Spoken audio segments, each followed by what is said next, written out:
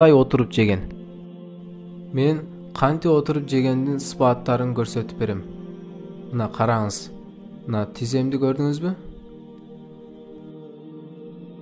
Мына эмне үчүн алымдар таң калышкан. Эмне үчүн пайгамбарыбыз Мухаммед саллаллаху алейхи вассалам мына ушинтип отуруп жеген. Эгер биз мына ушундай отуруп жесек, ичибиз кысылып, аз жейилет. Ушул себептен карагыла, пайгамбарыбыз Мухаммед саллаллаху алейхи вассалам кандай акылдуу расулуллах болгон. Ушуну үммөттөрүнө айтып кеткен. Карагыла мусулмандар, эми калгандар таң калат. Эмнеге биз мындай отуруп жесек, кээ бирөөсү мындай дейт. Эгер ушундай отурсак, ич чыгат. Канча жегенибизди билбейбиз. Мына ошондон кийин адамдар семирет жана семирүү ооруга алып келет. Мына ошон үчүн ушундай кылып отуруп жесек, аз дагы жейбиз, ден соолукка да пайдасы бар.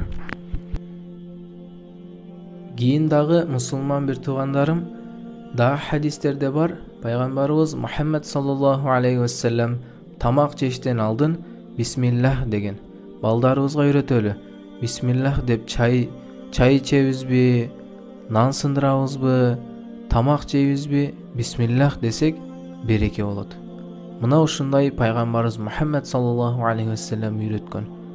Кийинкисине мусулман бир туугандарым, качан тамак жеп бүтсөңүз, альхамдулиллах деп айтылат. Кээ бирөөлөр мына Рамазан айында болот, ифтардан кийин сууну ичет, тамагын жеп бүтүп эле сразу сигарет чеккени кетет, нас чеккени кетет. Мындай болбогула.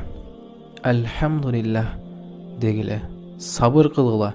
Башкалары тойдум, башкалары кекирет. Бул сүннөттөн эмес. Мен силерге акыйкатты айттым. Аллах разы болсун силерден. Баарыңарды Аллах разычылык үчүн жакшы көрөм. Мына акыркысы пайгамбарыбыз кандай жеген? Бисмиллах деп 3 бармагы менен этпи, тамакпы мына ушундай жеген. Мына ушул сүннөттөн. Мына бисмиллах. Мусулман бир туугандарым, Аллах сиздерден разы болсун. Ушуну билбегендерге жеткириңиздер. Кыяматта сөзсүз сооп аласыздар иншалла.